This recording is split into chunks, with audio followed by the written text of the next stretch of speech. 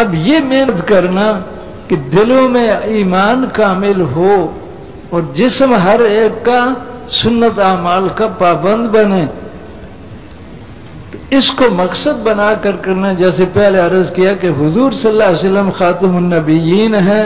اب ہدایت کی محنت کے لیے اللہ کسی کو نبوت دے کر نہیں بھیجیں گے. اب حضور کی امت کے ذمہ ہے کہ حضور کے طریقے پر محنت کرنے والے بنے، خود ہدایت اور ایمان کے اعلیٰ درجے پر پہنچے اور حضور سے اور دوسروں میں ایمان اور اعمال کے زندہ ہونے کا ذریعہ بنے. تو ایک تو حدیث شریف میں فرمایا کہ جب میری امت میں فساد آ جائے گا، بگاڑ آ جائے گا، کہ کہیں گے ہم حضور صلی اللہ علیہ وسلم کی امت ہیں لیکن سنت پر عمل نہیں کریں گے، تو فرمایا اس زمانے میں جو سنت پر عمل کرنے کا اہتمام کرے گا اسے 100 شہیدوں کا ثواب ملے گا. تو 100 شہیدوں والا ثواب لینا ہے،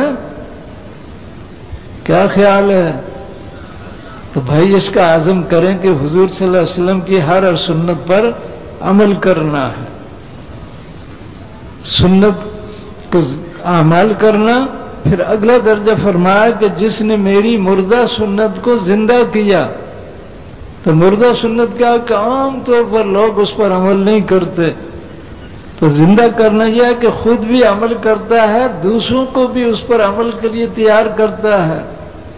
تو جس نے مردہ سنت کو زندہ کیا، فرمایا اس نے میرے ساتھ محبت کی، اور جس نے میرے ساتھ یہ درجہ محبت کا کیا تو وہ میرے ساتھ ہوگا، یعنی جنت الفردوس میں حضور کے قریب اور پڑوس میں پہنچے گا. تو حضور کے پڑوس والی جنت میں جانے کی نیت ہے تو بھائی اس کا عزم کرو کہ حضور صلی اللہ علیہ وسلم کی ساری سنتیں ساری امت میں اور سارے عالم میں زندہ ہوں. اس کو مقصد بنا کر کرنا ہے.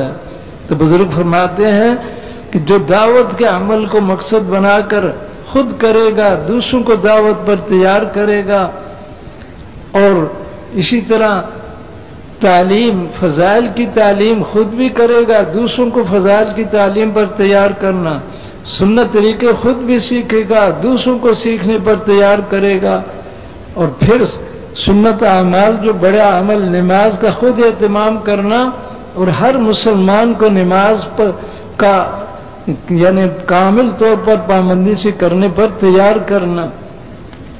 تو جو اس کو کرے گا، اور پھر ذکر کا اہتمام، تلاوت کا اہتمام خود کرنا، دوسروں کو ان اعمال پر تیار کرنا، تو اس سے کتنی سینکڑوں ہزاروں سنتیں زندہ ہوں گی. تو ان اعمال کو مقصد بنا کر کرنے کا عزم ہے کہ ساری امت میں پورا دین زندہ ہو. بھائی اس کو سامنے رکھ کر محنت کرنا.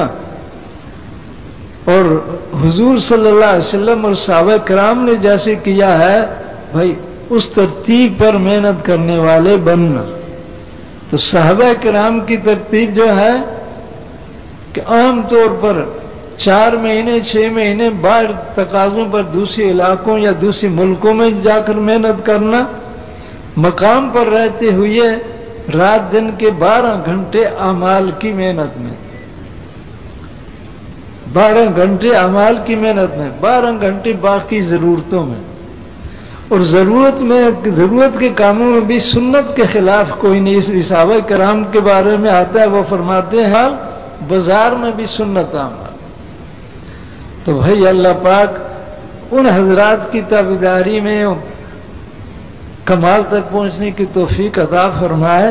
تو اعلیٰ درجہ وہ ہے. تو صحابہ کی ترتیب پر آنے کے لیے سب تیار ہیں.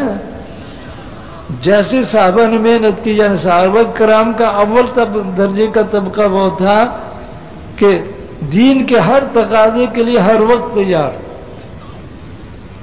جیسے ابو بکر صدیق رضی اللہ عنہ، ان کے بارے میں آتا ہے کہ 6 دن گھر میں فاقہ ہوتا تھا، گھر میں کھانے کو کچھ نہیں، لیکن رات دن اعمال میں لگے ہوئے.